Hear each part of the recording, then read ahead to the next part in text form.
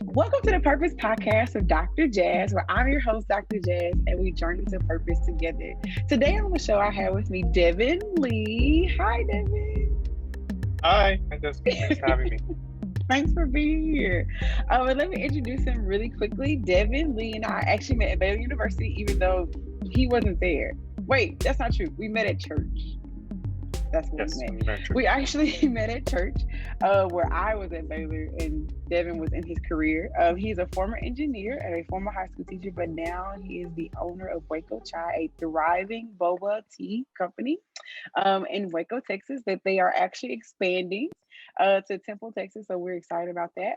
He's been married to my friend Jaja for 5 years, and she's it doesn't matter about her because it's not about her, but she is a therapist and she's thriving as well. But she's my friend, so it's okay.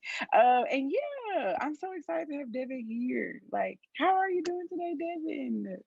Doing good. It's a Saturday, so feeling good. Good. Saturdays are always good.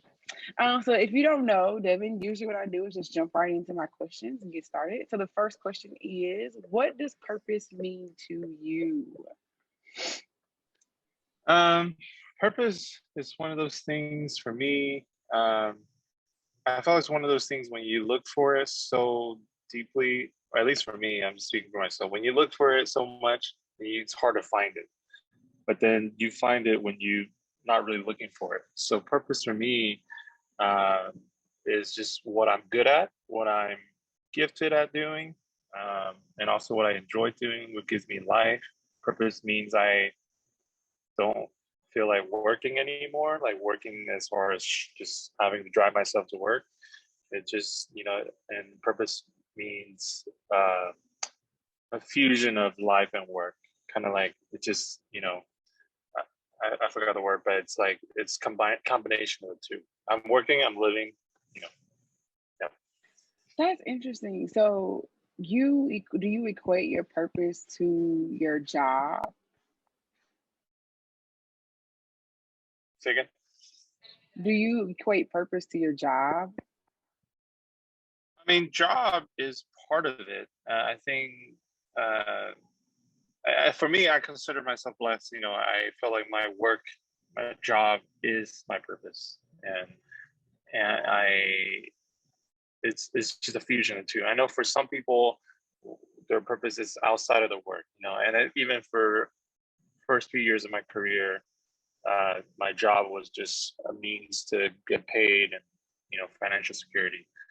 And I think purpose, it's a journey, it's a process. You don't just find it right away. When you look for it so much, you can't really. It's hard to find it, and but then it just show up in my life. So I like where you say this fusion between life and work. So like if it kind of flows, is that what you're saying? Like your purpose kind of flows in that your life and your work are I don't want to say simultaneous. Ooh, my nails are not done. Simultaneously moving together, or what do you mean by that? Because I think that's And so interesting. for That like, yeah, I think as an entrepreneur, like people always say, I'm always working. You're always working, and I'm actually not a fan of the hustle culture because I felt like entrepreneurship life is hard, and then and I often share just my vulnerable process, a journey on Instagram with different people, and I know a lot of entrepreneurs resonate with what I share, and where I'm going with this is that I'm not really for the hustle culture where you always working to prove something. But in a sense, I am always working. I'm always thinking about my business. And then Jada and I always talk about our business. And then, of course, we try to have some boundaries in our life, but then we're always naturally talking about it because it's just part of our life. And, the people that I spend time with, my employees, they're part of my life and they're not just, so in our lives, we don't necessarily like kind of categorize life. These are my work people. These are my close friends. For me, they're kind of fusion of the two. Yeah. I think that's beautiful though, because I think that it to me it speaks to like a fullness of life, like that your community is your community. and that we all can operate in these different roles and simultaneously live together, right? Because a lot of people don't like their work friends to be their real friends, right? Because it reminds them of work and what you were talking about earlier, in that like you don't have to drag yourself to work, you know, you don't have to like, yeah, drag yourself to work. So to me, what I'm hearing you say is like you have built a community centered around your purpose, right? Like that everyone works together, every part of your life works together to fulfill this purpose. Is that, am I hearing that correctly? Yeah, I mean, my purpose overall, if you could summarize it, is just to gather people together. Um, I'm an Enneagram 6. Depends on whether you know Enneagram or not. I just love building community. That's a description of Enneagram 6. It just gives me life when I do that. And but even though I love creating community, but like there's still so many other things. You can't just gather people together and call it. That's not what necessarily gives me life, because outside of creating community, I'm also passionate about mentoring people. So I see the employees I have as my mentees and the people I can invest in their lives. So I felt like, to answer your other question, what's my purpose? I think it's multifaceted. It's it's many things, but then there's like an overall summary of. Yeah. Okay, yeah. So your purpose is multifaceted and it's to gather people together. And in some episodes, one of my friends, Aspen, you may know her from birth. Anyway, she said she considers her purpose an umbrella, and like everything else falls in between it. And that's kind of what I hear you saying. Like your big umbrella purpose is to gather people together, and what that looks like kind of changes throughout your days. Am I hearing that correctly? Yeah, I want my community to thrive. I want my city to thrive. The community only gets larger and larger. So my deep purpose is just seeing other people around me thriving, and that gives me life. That's cool. Cool. So how did you get to your purpose? Because one of the things you mentioned twice is that the more you search for it, the harder it was for you to find. So can you tell us about your journey to your purpose? Because you started off as an Yeah, engineer. yeah. I mean, I'm not sure how many people would share the question this way. I found my purpose through pain. Uh, you know, I I met you around that time when I first moved back to Waco. I'm sure any young adult would relate to this, just the pain of loneliness. For us, we're part of a large majority white church and stuff. We knew a lot of people, um, and then we have close friends, but then deep down, we just felt lonely, I think, as Asian Americans. And then we felt like, even with love people, person like, friends like yourself, we spend time together and whatnot. But I think deep down, we just had this unexplainable loneliness in our personal life and our church life. And I think for Jaja and I, as one of the few Asian Americans in Waco, um, we just didn't really feel a sense of belonging in this different, in all spaces, like workspace, church space. And so that was really hard. And um, and then our story was basically that because we were lonely and we had, learning from our parents as Asian Americans, grew up with Asian immigrants' parents. We started doing what we learned from them, which is by inviting people over to our house. Which I remember inviting you over just for meals and cooking for them and for tea, and that's just kind of what we got from our culture, Um, and then of course, I didn't really find that much fulfillment as an engineer when I first became one, and I just feeling like this life is not for me. So, and I was just confused, and I think it went through a season of time where I was like, what am I supposed to do? Am I supposed to pursue ministry? Or I just knew I was I for remember people. this. Yeah. Yeah. And yeah, you even wrote a letter for me or something. I did. Yeah. I just remember I was for people, but I just didn't know through what ways. And I never thought I was going to be a businessman. I never thought I had that gifting. I never thought I was like a salesperson, uh, and I didn't think I was had those guts to be an entrepreneur, that kind of deal. So that's what I meant by like, when you look for your purpose, it's kind of hard. I mean, some people just know what they want to do since they're kids. For me, I didn't know what I want to do, and I was just confused. And all I knew was I like gathering people, and I want to help people thrive. And yeah, That's cool. I think that one of the things you said at the very beginning, I think that is true. Like a lot of people don't want to say it this way, but they do find their purpose through pain, like the pain of boredom, the pain of loneliness, the pain of trying something and failing over and over and over. And I think yeah, that we kind of look over that. One of the things that I was telling one of my friends recently is that there's no such thing as a negative emotion, right? Emotions are always telling us something. So if I am yes, angry or if I am sad or if I am in pain, right, that is a trigger that something is wrong. It's not necessarily negative, it's just a trigger that something is wrong. Can you speak to like not necessarily some of the pain triggers, but like what did the pain lead to? Like this led to me searching for this or this, does that make sense? yeah. I think the pain led to us. Now looking back, I realized how resilient we were and how we're really doing our best to that we knew how, and then we were courageous by creating those friendships. Because the one thing about what's hard about creating community or create any kind of friendship is that it takes a lot of vulnerability, a lot of expectation, a lot of desire to hoping for the relationship to get somewhere, and that was very hard for us. And we did that. We moved on to another church. I'm not sure if you remember. I think you left at that point. Just sending out this invitation to different couple friends and stuff. And it was hard because you don't always get a response back. You don't always get the same reciprocal relationship that you had hope. Um, so, but we didn't stop. That didn't really hinder us from stopping it, which we did end up making some friendships along the way.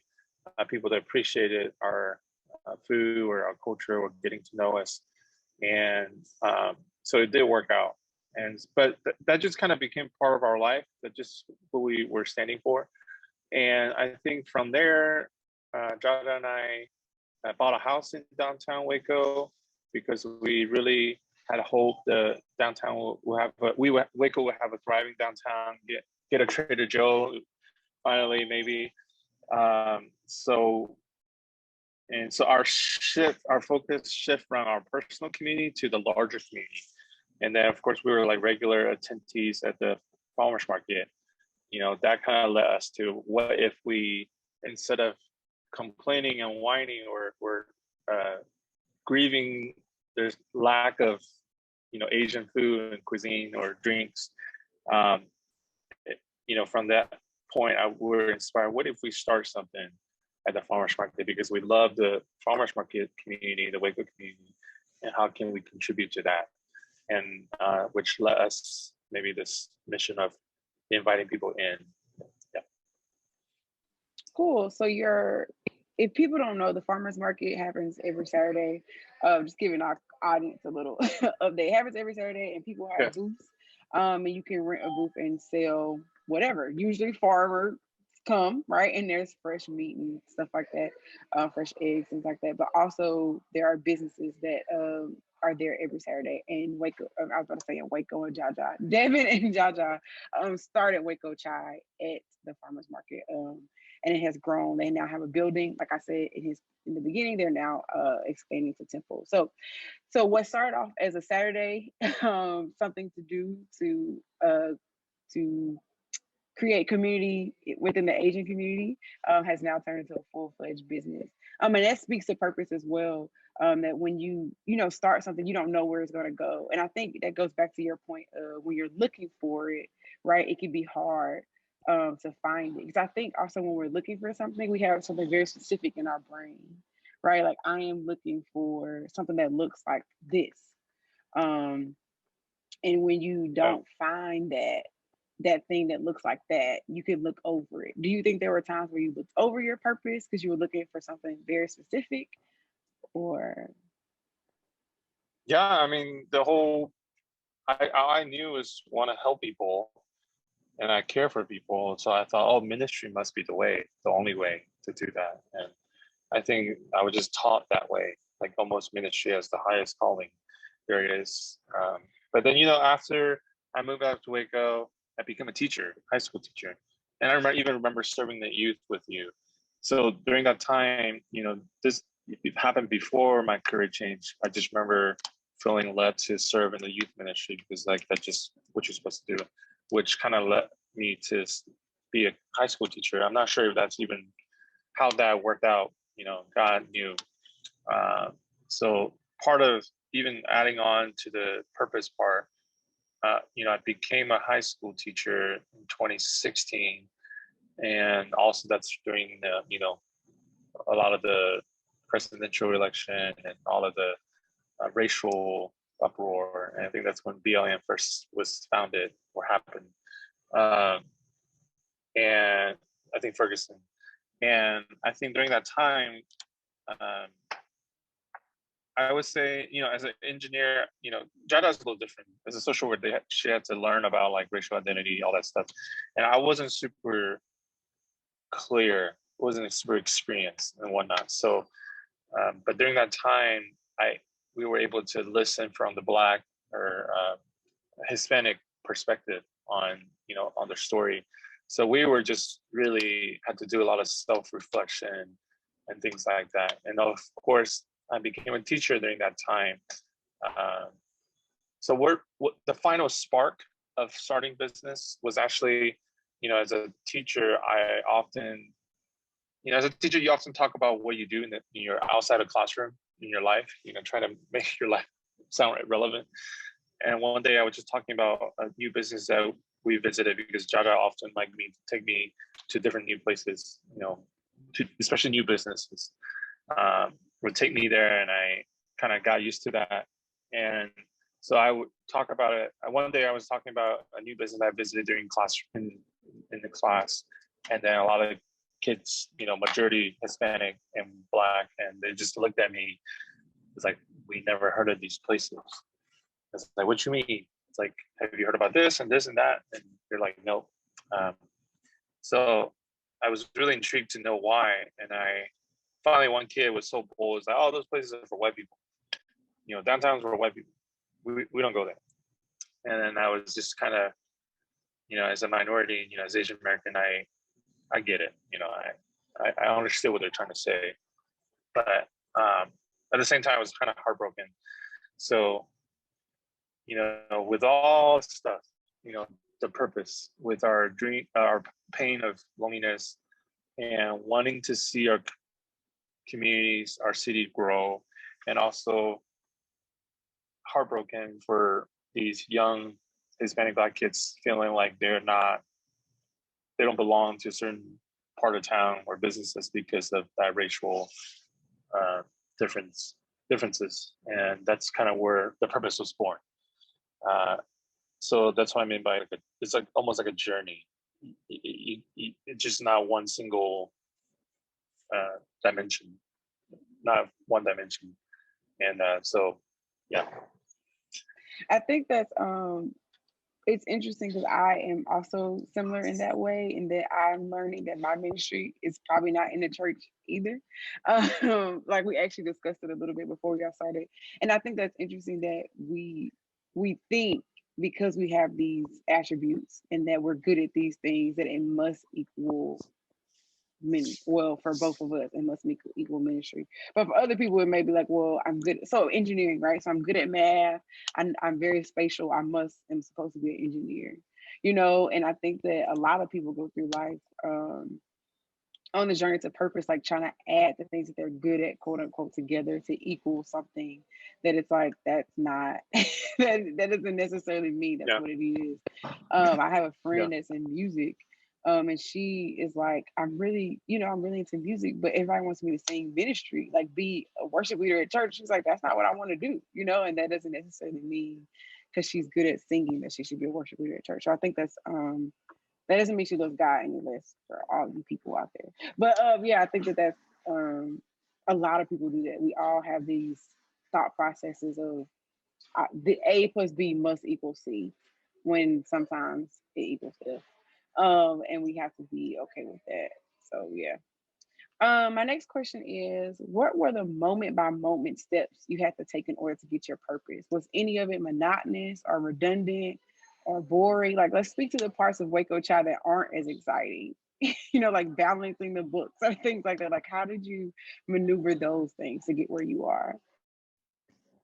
So one of the biggest thing that helped me to continue to, finding my purpose or developing my purpose was actually learning the art of storytelling, the art or the science of storytelling. Like even what you said, where everything you do, every thought that you have, feelings you have, there's usually everything we do, there's always an emotion involved. And so I there's this author, his name is Donald Miller. I read his book kind of since college, and he wrote a book about not having a father, how to find emotional intimacy with close relationships. And he was popular for for writing these memoirs. And then eventually, after I graduated, he did this thing called creating your life plan, which I did it after. And then when I started business, he also started a marketing book called Creating a Story Brand. So I knew I just had to read it. So that book changed my life. It changed my late 20s. That one book. Basically, it's a book on marketing. Talks about how usually, in every good story, good movie, there's different elements that you can, piece together and just make a really successful story or engaging movie and whatnot. And in every movie, there's always a villain, there's a hero, there's a guide, and there's basically these three main characters. Like every good movie has a hero, has a main character who wants to accomplish something, is ambitious for something, and just confused about how to get there. And then there's always a villain, that bad person, and then there's always a guide, like for example, Yoda in Star Wars, that one coach guy in the Hunger Game, the doctor in Captain America. So all the engaging blockbusters always follow this formula. And see, he simplified it into 7 elements. So that gave me a whole lot of groundwork how to do marketing, so his whole thing is basically about, like a lot of business, when they start a new business, they try to position themselves as the hero, because heroes often talk about themselves, talk about how good they are, blah, blah, blah, blah, blah. He said, instead, we should position ourselves as guides, because when people buy something, there's always an emotion involved. There's, the last time they had a bad purchase, they felt angry or whatever, or last time they had a cup of coffee or tea that wasn't good, or it's really not meeting their needs. So we come in as a business to meet that emotional need, even the feeling of not having a place where they felt sense of belonging, or a cup of boba tea that's not really good quality, and things like that, and just creating a story around the brand, around the product. So that book changed my life, and also helped me finding my purpose, because I realized in my life, was very much of a hero. I often kind of talk about myself and because the hero is often ambitious, want to do something, but is confused about how to get there. And I realized how much I was that hero person in my early 20s. And I was like, man, I realized, there's so many people, friends and people around me are just as confused. And I think in our life, we're looking for guides. I think that's just how the Bible works too. The main character, even Jesus never really talked about himself that much, but then he did, but then he's always giving people a plan, a plan of action, or you follow this. And so invite people into a bigger story than themselves. And then so that helped me regulate my emotions, because day to day, you know, day to day, you don't always feel it. Day to day, you feel a sense of shame about different things, about things you do, my products, things like that. I think the monogamous part is probably just kind of learning about the stories I tell myself all the time, and the stories I'm writing every day, um, and starting writing a new story and seeing myself as the guy in people's lives, and yeah. So can you give me an example of that, like how your storytelling works in the land of Waco Chai? Because I think that people, I'm asking this for a specific reason. I think that people that are finding their purpose, are looking for their purpose, or trying to define their purpose, need examples of how to explain it to those around them. So I think a lot of people that listen to my podcast are doing something completely different than people in their lives are. Like they're quitting their jobs, or they're like starting a Yeah. business from the ground up, or like, so can you give us an example of what that looks like? Yeah. So, for example, I'll just use my personal coaching service as an example. So, starting a new business. So the way I do it, even the way I market on my online website. So I also do some mentorship for new entrepreneurs. So my ideal clients are usually people who really want to contribute to the society, and they love what they do and the product that they do, even is dessert or any kind of service they do, and they're just really passionate about. And they always have a good mission. They're selling more than just what they sell, the product itself.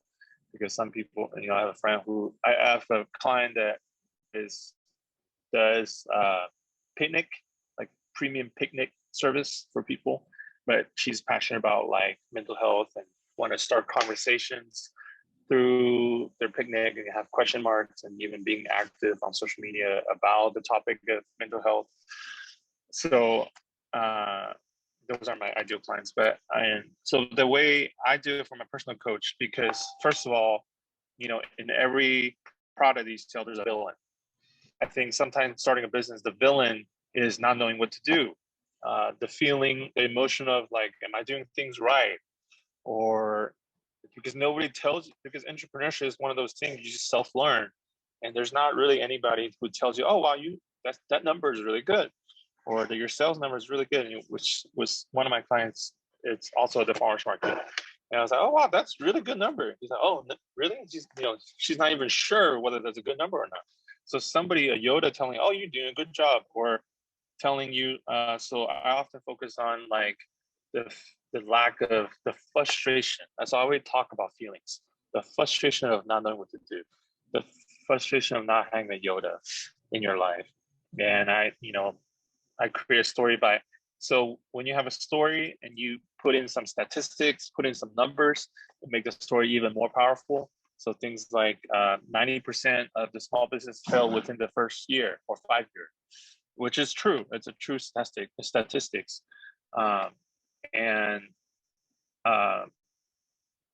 yeah, so 90% fail within the 5 year, half of it fail within the first year, things like that. And then I'm here to help you, to walk with you, to create engaging marketing plan, so so you can continue to do what you're good at. And yeah, and so I feel failure is really big for new entrepreneurs. So having someone's like, and also someone, they just don't know what they're doing. So like having a business account, how to submit your sales tax. So just practical questions like this, just like who do you ask? Because that's the same frustration I had when I started a new business, because I got a bill from the state controller for sales tax. And when I got the bill, I was like freaking out. I was like, whoa, what is this? And I was like, own them for like 2,000. And later I found out they do an estimation how much they think you owe, and which you can change it yourself later on, and stuff like that. You just don't know when somebody can walk with you. So what I hear you saying is you help people find how they are someone else's guide.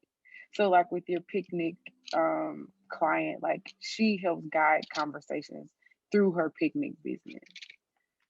Yeah, so the way I told her to do the marketing is that, so there's a lot of guys who want to impress their girls or wives, and it's like, are you frustrated at not knowing what to do for your special someone, or are you looking for something to seriously? That's a feeling. So once you address that feelings, I just take my money, like, I know it's going to be a good thing, stuff like that.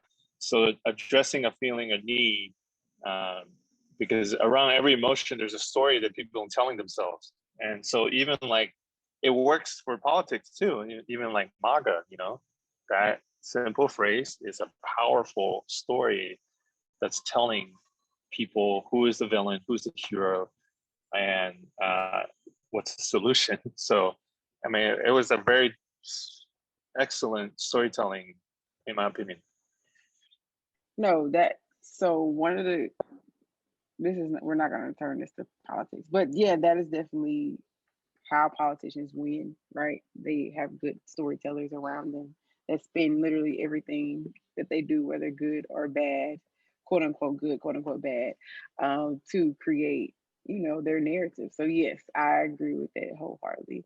So listeners, if you're out here and you're trying to figure out how to pitch your purpose to people around you, if people are like, what do you do? I actually had a cousin ask me the other day. She was like, what do you do all day? And I don't know if she wasn't trying to be rude. Yeah. She So wasn't like, yeah. yeah, she wasn't asking. She was just, I'm listening. Yeah. So sometimes when people ask, like, so what do you do? It's easy to be like, oh, I just sell tea. We sell really excellent tea, organic tea, where we make it from scratch. So that story isn't super interesting. That's not very engaging at all. So the way I always tell it from a story brand way of telling it, it's like, the last time you feel lonely and in your life, and you feel like there's not really a way to meet people, or a place where you feel like there are other people that diversity. You see diversity. So that's usually how I start by telling, because it just invites them into a story loop itself.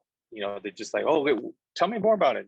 Like, because that emotions doesn't matter. You're rich or poor. You're what economic class you are. Everybody gets it. Every age gets it. Just a sense of loneliness.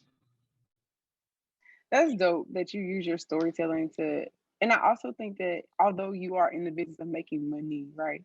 I definitely believe that when you're in your purpose, it's not about the money. And I think your storytelling reaches to people who may never even step foot into Waco Cha, who don't even like tea, but they still resonate with your story. And I think that when we're really operating in our purpose, you'll like people will resonate with your story, no matter what that is, whether they buy from you, whether they never think about you again. In that moment, they have connected with you, and I think that also you're fully operating in your purpose. That is kind of how it happened. Yeah. Yeah. Um. So yeah, I'm trying to look at my question. Sorry, guys. You already answered what your purpose was. So yeah, here's the last question that I have for you, Devin Li. What's the one thing you want people to get from your podcast if they get nothing else from everything we talked about today? Yeah. One thing is, we are the stories that we tell ourselves. Uh, just simple as that. And there's just stories being thrown at us everywhere. Ourselves, our friends, social media, uh, and then if we just all know how stories work, I think we would have a less uh, more unity. I think, and then uh, yeah, we are the stories that we tell ourselves. That okay, so I know it's supposed to be the last thing, but that is so good. Like you can't leave us with that. So what do you mean? Like we are the stories I tell. How do I change what I'm telling myself? Like what if I'm telling myself negative things and I'm like down upon myself? Like, can you expound on this, even though it's supposed to be the last thought? Yeah, I mean, I think the breaking moment when I found storytelling, because I learned it first just through marketing.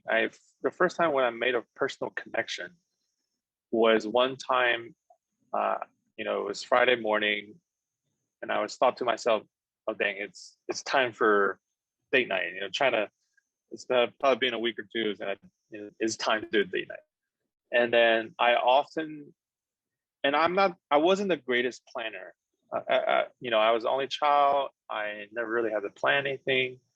And so I told myself all these years, like, I'm just not really good at planning.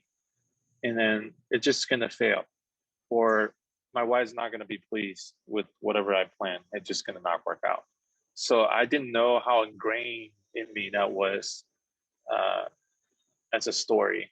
And then of course, I would ask people for help, and say, you're not really helping.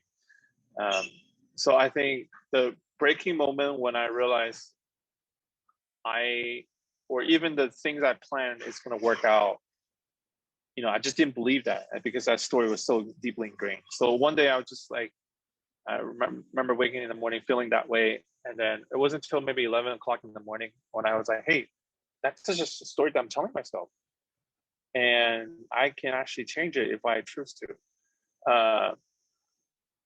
So I know that the storytelling way is just the way that works for my brain or works my mind the most. I know even in the Christian sphere, there's like, what is a lie? That kind of method of like identifying the false belief. But that just never really worked for me because I just like, oh, that's just a thought. I know it works for some people, but then when I think of it in a way, it's like, oh, that's just a story I'm telling myself. And I could actually change it. I could actually tell myself a different story. And often there's a story within a story, meaning like when I don't plan something well and I'm just feeling shame. Shame is a big thing. So I spent a lot of time just kind of, I always say last year or the year before, devoted a whole year just reading on research of Brene Brown, just on shame and vulnerability and discovering what shame is. So this year I'm learning about boundaries. And so I'm even learning new things about how I'm actually not keeping boundaries well at all. So that I'm just still discovering the false stories I'm telling myself, like, people's behavior, and I get affected so much and I get bothered by it. And this is the first year when I turned 31, and this is my first year when I felt some freedom that I was like, oh, they're just other people's stories. I don't need to get bothered by it. They're just opinions. And I slowly realizing other people's opinions don't matter in my journey. My opinions don't matter in other people's journey. And this is the first year I had a breaking ground in that. So if that connects anything. No, it makes sense. It really, how did you say it the first time? I want to repeat it the way you said it.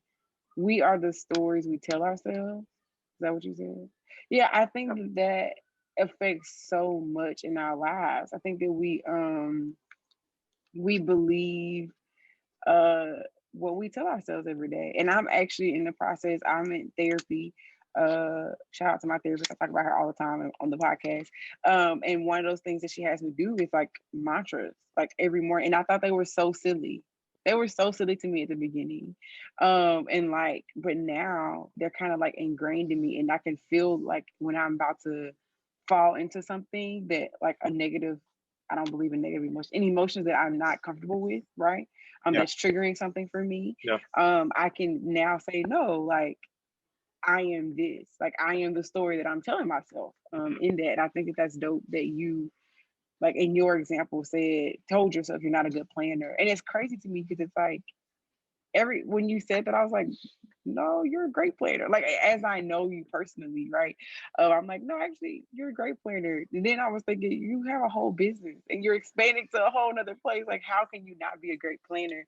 But if you believe that, like if that is a thought, no matter how great your planning is, if you believe you're not a good planner, you know what I'm saying? Like, we are the stories we tell ourselves. I think that's really dope. Like, that's probably gonna be the name of your episode. One more thing on the story. I mean, it's not just one of those cute things to say. Oh, we're a story of ourselves.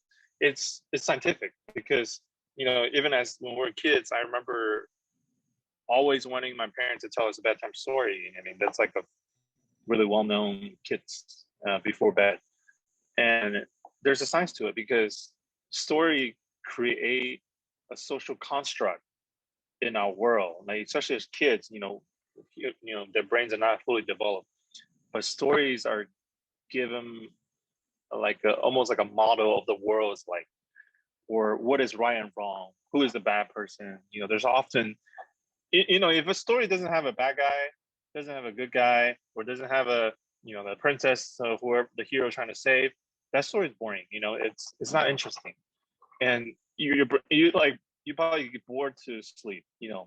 That's why people want to tell a good story. This is like our brain honestly crave for it. That just what give our lives meaning. That gives our life, I think.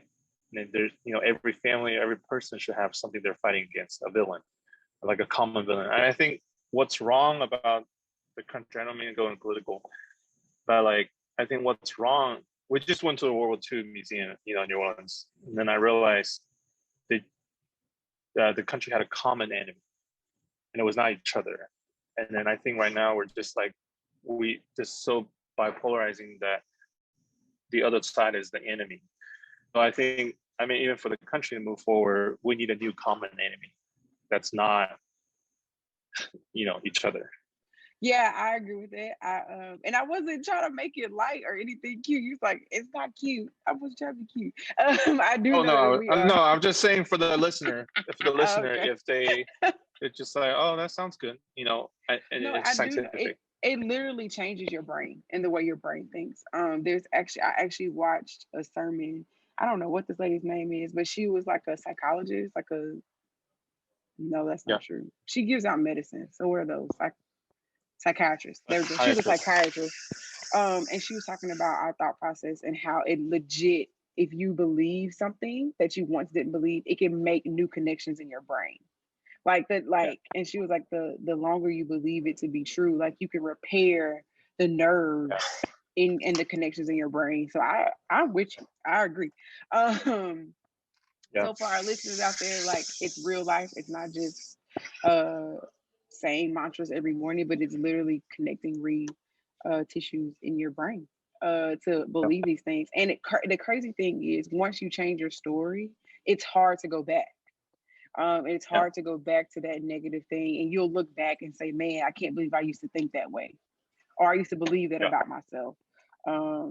Anyway, so yeah, Devin, man, thank you for that. That was great. I appreciate you being here on the Purpose Podcast with Dr. Jazz, where we journey to purpose together. Thanks, Devin. Do you have anything else before I end this episode? That's all I have. Yeah. All right.